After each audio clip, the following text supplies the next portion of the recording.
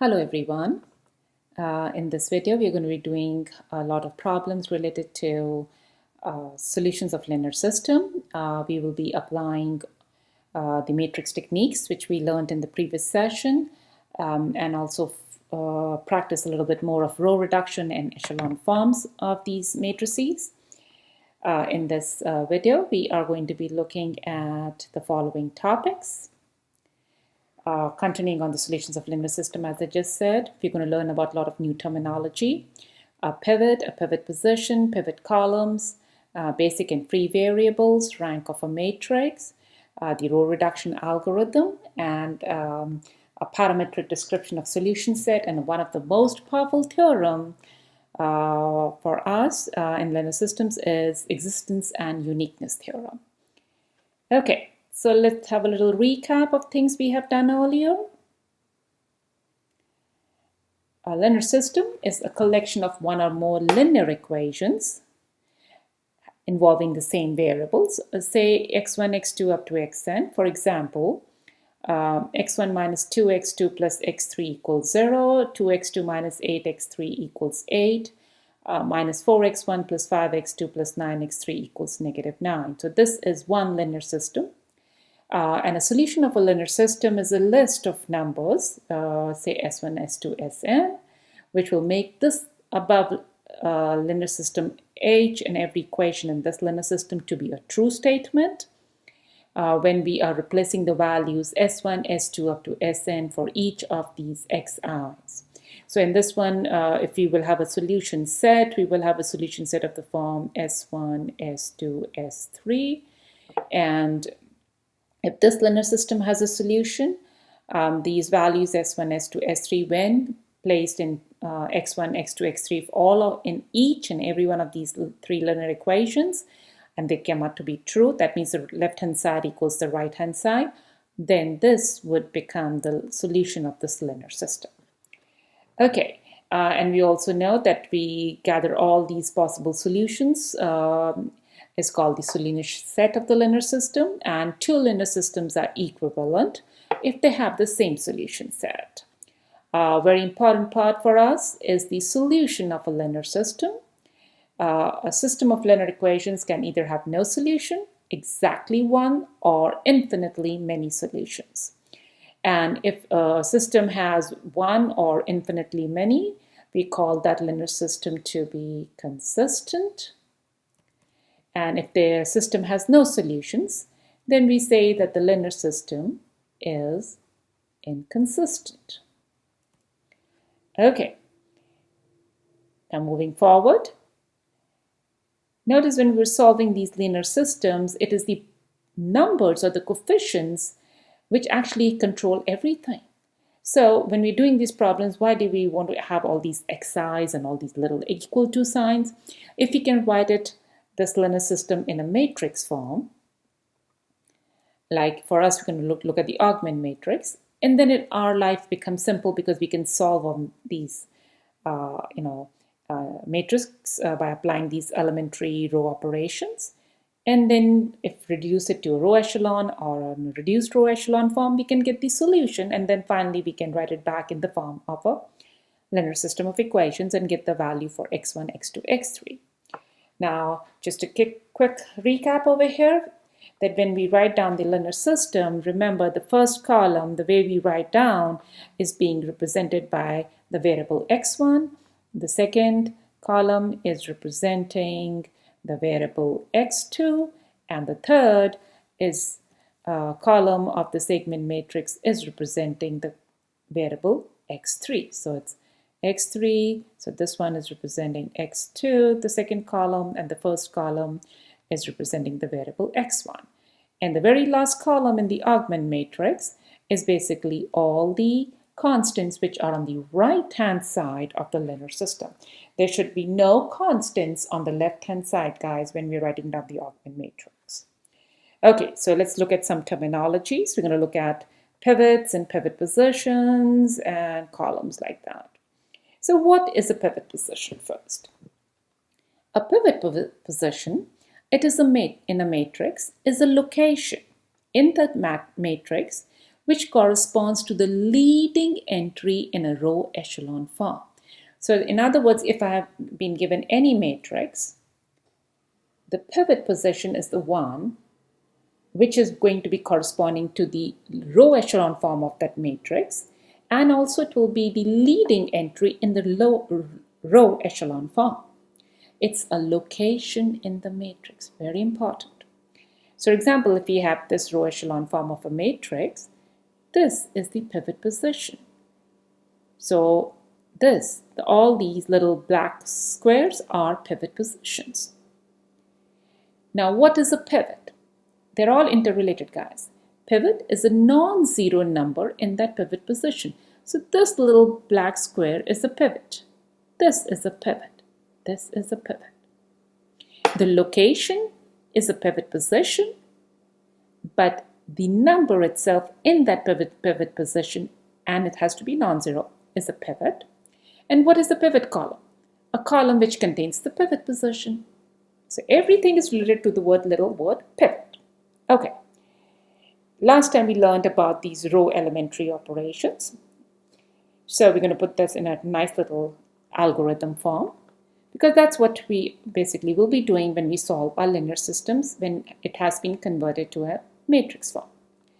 Now there are 4 steps involved in a row reduction algorithm, and they lead to a row echelon form or an echelon form of a matrix. And when we do the 5th step in this row reduction, we get the row reduction algorithm form. So what we are basically doing in a row reduction algorithm is we apply the elementary row operations to transform a matrix into an echelon form of that matrix. Now all these 4 steps, guys, I'm going to explain it with the help of an example. So let's start with an example. Now we would like to solve this linear system. Okay, this is a linear system which has 5 variables. Let's start on the variables we have here. The 5 variables are x1, notice x2, x3, x4, x5. And it has 3 equations. Equation 1, equation 2, and equation 3.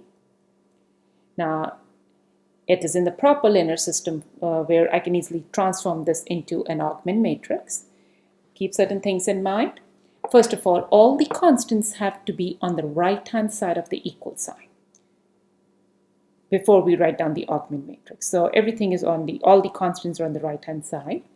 And then when I'm going to transfer it, this is kind of a norm I follow, that I make sure that the linear system has all the variables in the way I want, and I try to fix it the very first equation in the linear system by where the variables should be looking. So here in the first equation, we do not have x1, but everything else variable is present.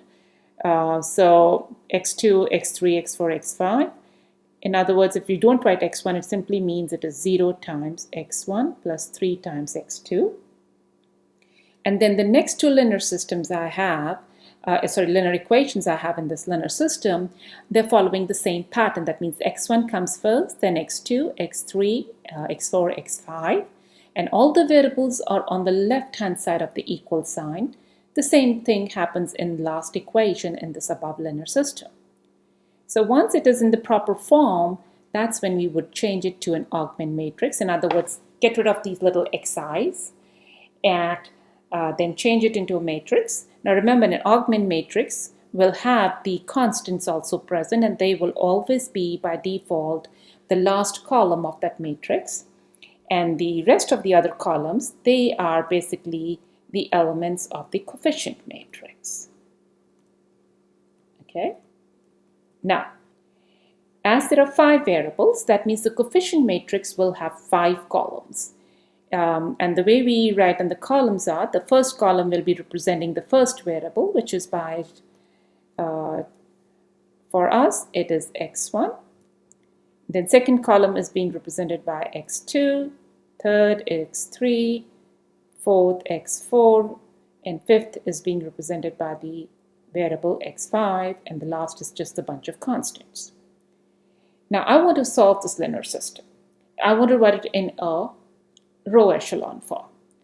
And remember, a row echelon form So the idea is this. The row echelon form is you should have a non-zero entry. It's important. The very first topmost leftmost column should have a non-zero entry, and then we do not care whatever it is after that.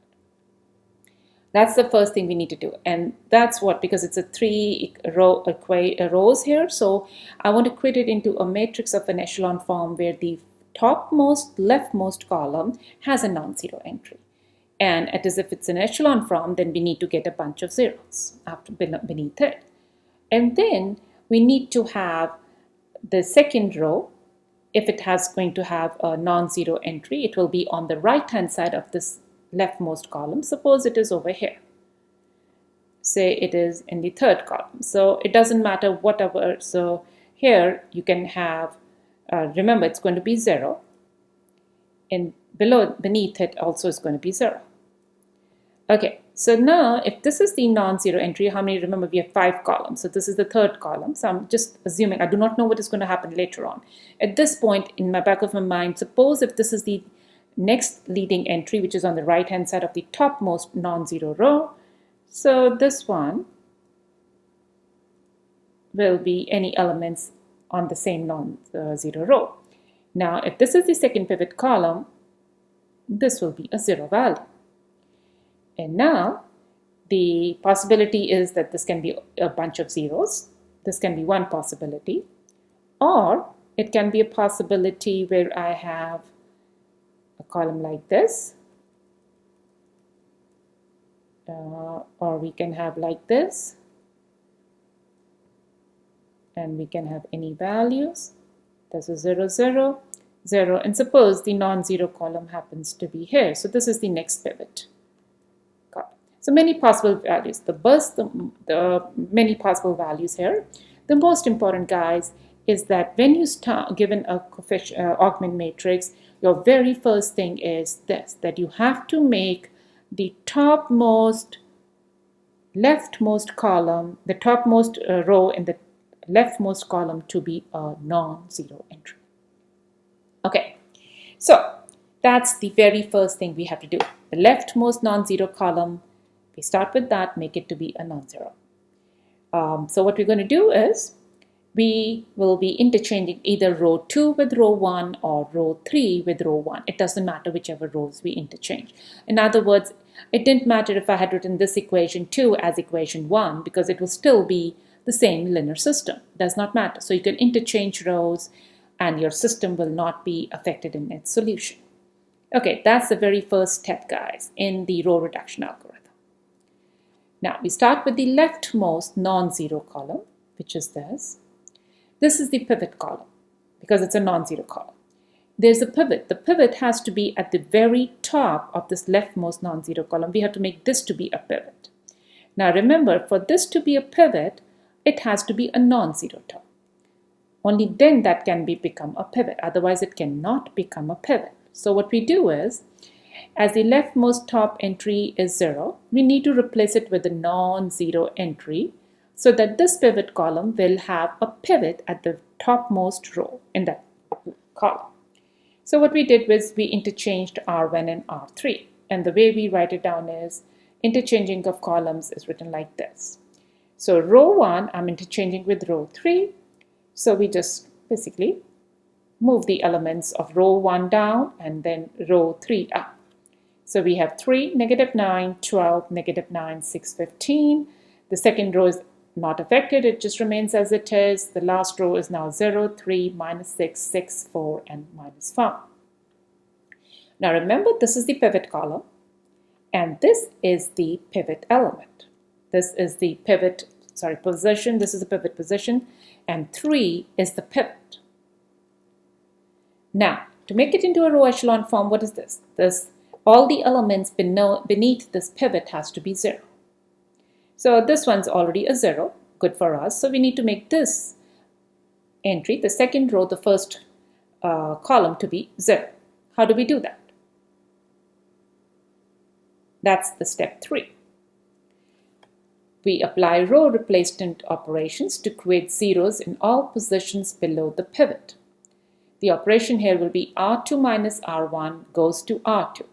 In other words, we are doing this. We are doing there are 2. We're making the change in the row 2 by subtracting the elements of row 1 from it. And when we do that operation, we get this new augment matrix 3, -9, 12. So remember, the first row will remain the same. There's nothing changed. So first row remains the same. This is exactly the same as this row. The third row also remains the same. There's no change. It is the change is brought about in row 2. Okay, so that's step 3. Now what do? We now go ahead and apply once again the steps 1, 2, 3. That means we choose the next pivot column, find out if there's a pivot, and then create that pivot and put all zeros beneath that pivot. So the next non-zero column after the first one is this. This is the second column, is my pivot column. Now remember, the pivot is going to be on the right side. So we're looking at the second row now. This is already in the form. So the next pivot column, as I said, is the second from the left. And here, what is the pivot? Oh, I did the operation. So we look at this one. So this is the next pivot column.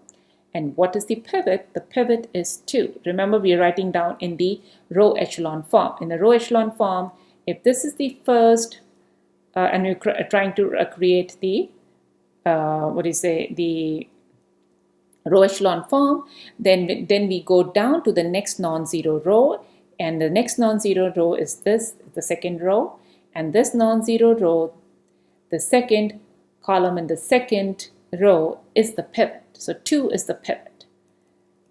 And then this element is 3 minus 6. And then what we're going to do is we're going to make this 3 to be 0.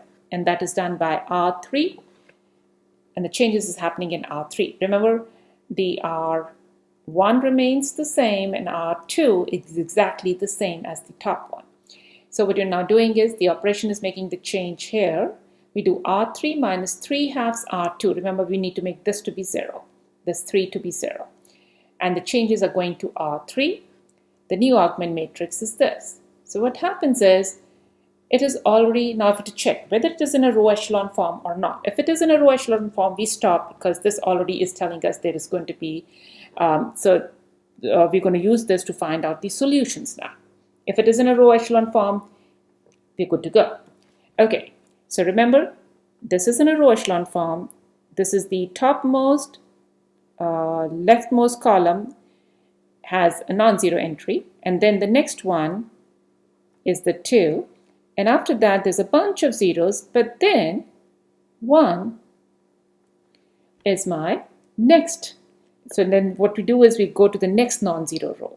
And we have a non-zero row, which is the third row. We look for the pivot column. The pivot column is the lastmost column, which is the fifth column. And 1 is the pivot here. So we already have it in the row echelon form. And these first 4 steps are called the forward phase for the row reduction algorithm. And if we create if you want to write down the solution, and then we can create a row reduced form, is by making sure that every pivot column and the pivots over there are 1, and all the elements above and below in the pivot column of the where there's a pivot is going to be on non-pivot elements. That is, this should be a 0, 2 and 6 should be a 0. So that will make it as to be a row reduced echelon form of the matrix. Okay. Now let's go ahead and look at step 5. We apply the row replacement operations to create a row reduced echelon forms. The first thing we do is, as I said earlier, we are going to create every pivot in that row echelon form to be a 1. So that's done by half of row 1 to goes to R1. That's what we're doing. Do you see this one here? So we're going to multiply the whole row 1 by 1/3 and the whole row 2 by 1/2. These are the 2 operations, and what we get is a new augment matrix. Because remember, we are now doing the creating the row reduced echelon form, which is called the backward phase here. So the new augment matrix comes like this. But in order to be in a row reduced echelon form, the element which is -3 should be a 0. And this element 1 here in the 5th column and 2 in the 5th column should be 0. And the rest we don't care, because we are only concerned with the pivot columns. In the pivot columns, the only entry should be 1, which should be in the pivot position. Okay, so we create these above zeros in this one, and we do this operation. R2 minus R3, remember we have to get this to be 0, so it is row 2 minus row 3 goes to row 2, and row 1 minus 2 times row 3 goes to row 1. And when we do the computation, this is the matrix we get. Now we're happy over here because this is working, because this is a pivot column and only non-zero entry is 1. And now the next pivot column we have to also look at. This also is fine, the first column, but this is the one we have to yet change it so that it is in the proper row reduced echelon form, which can be done only by making this -3 to be 0. So we do one more row operation. That is, we do R1 plus 3 times R2, and it goes to R1. Now we get our new augment matrix. This is new augment matrix is we are in the row reduced echelon form of the whole matrix. Now to find the general solution, what do? We have this row reduced echelon form. We will change it to a linear system of equations. Okay, let's write down the linear system corresponding to this augment matrix. So the 5 steps of the RRA, so we do this one. This is equation 5. The corresponding linear system is this. This is the corresponding linear system. Now automatically x5 is 4. Okay, and then there are 2 more equations which has of variables x1, x3, x4. Now it's a very important concept here, that this linear system given by 6 and the coefficient matrix of this linear system has a very important information for us. Okay, let's look at that. What is that important information? So this linear system is called, by the way, a parametric description of the solution set, which I'll be talking about in a few minutes. But let me talk about some basic and free variables. So when you look at this linear system, and the coefficient matrix of this linear system, let's write down the coefficient matrix. It is 1, 0, -2, 3, 0, 0, 1, -2, 2, 0, then 0, 0, 0, 0, 1. This is the coefficient matrix. Remember, this one is the coefficient matrix. Okay, so in the coefficient matrix, we have, remember, 3 pivot columns, the first column, second column, and the 5th column. And I've always said before also that every column is basically representing a variable for us. The first column is representing the variable x1, the second representing the variable x2, and the last column representing the variable x5. So these variables, which correspond to the pivot columns, in the coefficient matrix are called the basic variables, and the other variables which are corresponding to the non-pivot columns are called the free variables.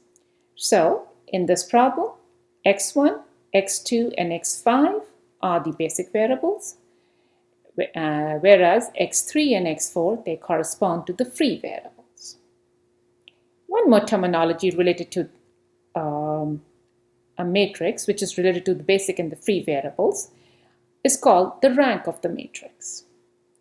Now, when I'm talking of a matrix here, guys, it can be any matrix, may or may not be related to a linear system. But when I have a matrix from a linear system, then I'm only talking about the coefficient matrix for the linear system. It's important, sorry, when I talk of the rank of a matrix. Rank of a matrix here, when I say a rank of a matrix, it is the number of leading entries in a row reduced form for any matrix. Now, suppose I randomly say this is a matrix, say 1, 2, 3, and it's a row reduced. Okay, so 0, 0, 0, 0, 0, 1. This is not a row reduced, so this is a row reduced matrix. Okay, so what is the rank? How many leading entries? This is the leading entry, 1 and 1. Basically, these are the pivot columns. So there are the rank of this matrix. Now remember, this is any matrix. I do not know if it is related to a linear system or not. And it's not that the one I'm thinking here. What I'm thinking is, if I have any matrix, the rank of the matrix is the number of leading entries in a row reduced form for that matrix. So in this example, the rank of the matrix is 2. It is the number of leading entries. So there are 2 leading entries. Or we simply says is how many basic variables it has. It's the best way to relate it to the terminology we'll be doing a lot. So when I say the rank of a matrix, any matrix I have, if I reduce it to a row reduced echelon form, I say how many are the number of basic variables or the number of pivot columns. Now, if we are looking from a linear system point of view, then the rank of that linear system is the rank of the coefficient matrix. Very important.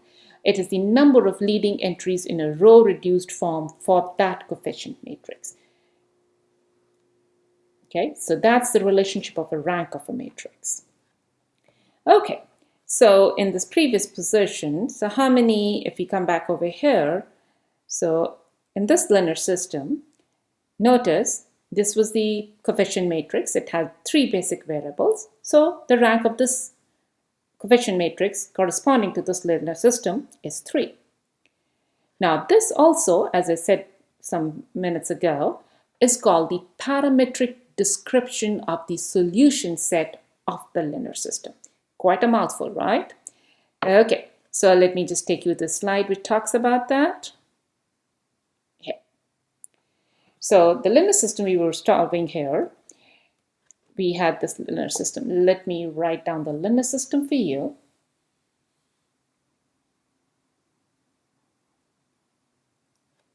So my linear system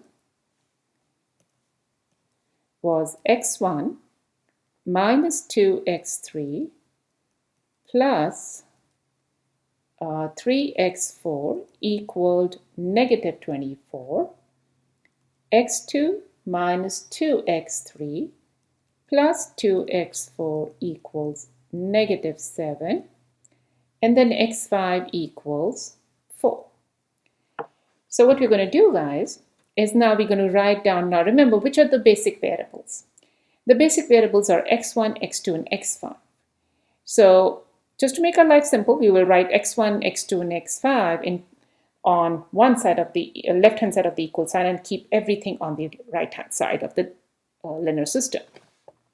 So this is called the parametric description of the solution set of the linear system.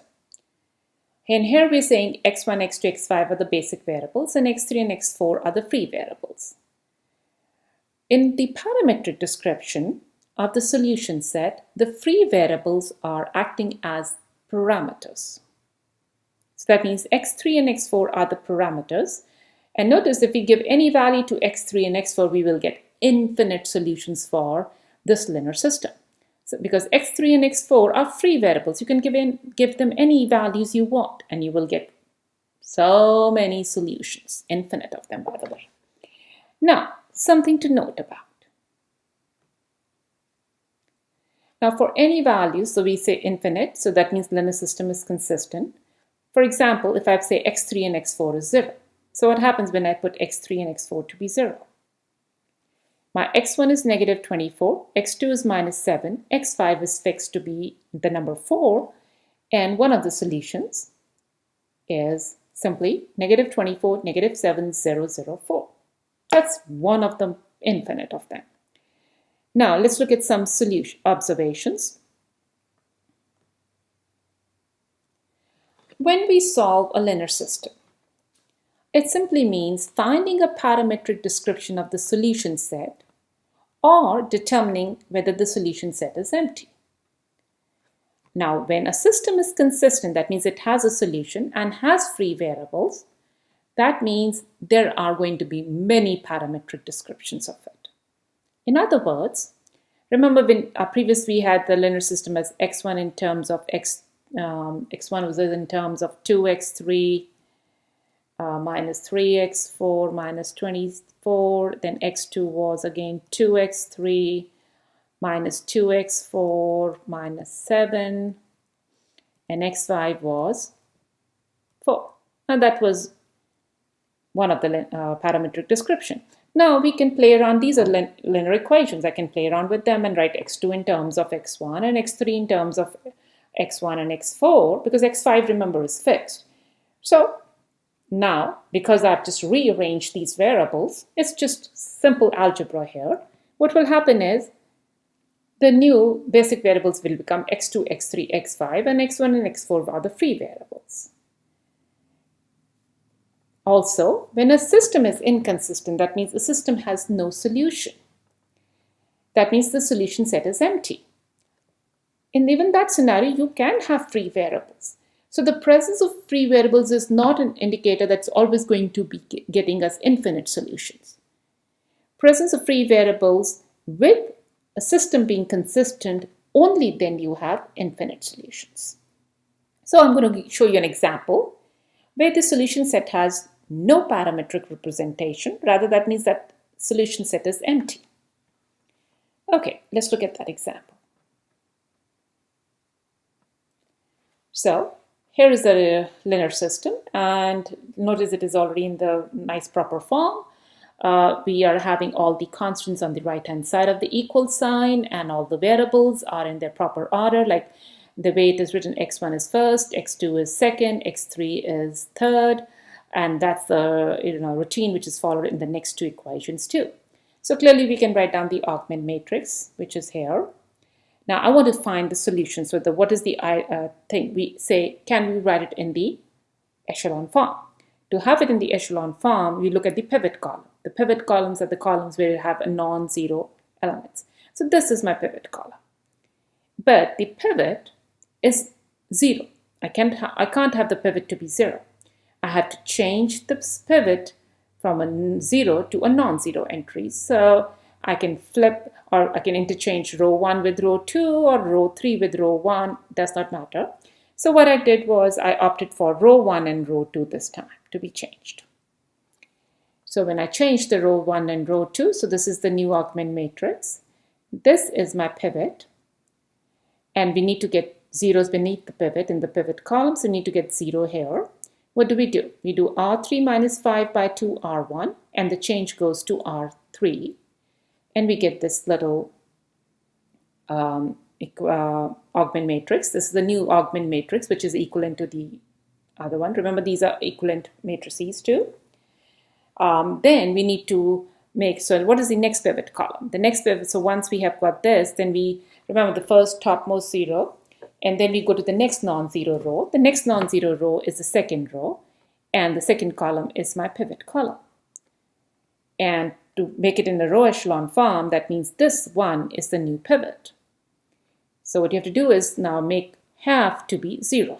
So what is the row operation we do now? We do R3 minus, hold on, here. So row 3 minus half of row 2 goes to row 3. And when we do the math, we get this kind of new augment matrix. Okay. So now if I want to solve this row values, for the variables, what I'm going to do is I'm going to write down the linear system of this augment matrix. So when I write down the linear system, notice what does the third equation does. It says 0 equals 5 halves. That is no way possible. This is not correct. And that's an indicator, hey, this linear system has no solution, even though we have some kind of a parametric description. And also it has a free variable. Notice. Oh, sorry, it has no parametric representation. Sorry, I made a mistake. So what we see over here, guys, is that the last equation, which I said, is non-zero. And this is the linear system. And I said this linear system is clearly inconsistent. And if you go back to the variables, so it has two basic variables. These are the two pivot columns. And it has the presence of free variables. So this is an example. You have a free variable, but the linear system is inconsistent. Okay, so what I just talked about is written over here. This leads to the most important theorem in the linear system of equations, which is called the existence and uniqueness theorem, which says a linear system is consistent if and only if the rightmost column of the augment matrix, that means the very last column, is not a pivot column. That also simply says if and only if an echelon form of the augment matrix has no row of this form, where B is non-zero. This also is a 0. The very last thing is a 0 too. So it says if a linear system is consistent, then the solution set contains either a unique solution where there are no free variables, or infinitely many solutions where there is at least one free variable. A very, very powerful theorem, existence and uniqueness theorem. You will be saying, we will be using it a lot. Now guys, it's time for you to practice some problems. So, section 1-2, questions 3, 4, 7 to 25. Practice. I want you to apply the row reduction algorithm on the augment matrices and try to get answers. Specifically, if you want to just want to know whether the solution is, the linear system is consistent, you just have to make sure that it is in the row echelon form. That's it. The moment it is in a row echelon form and theorem 2 is happy, it's a done deal. That system is consistent. And you don't have to go further. But if you need to know the solution of the linear system, then you have to go and do a little bit more extra work and reduce it, the matrix further into a row reduced echelon form and get the solution of the linear system there. Thank you.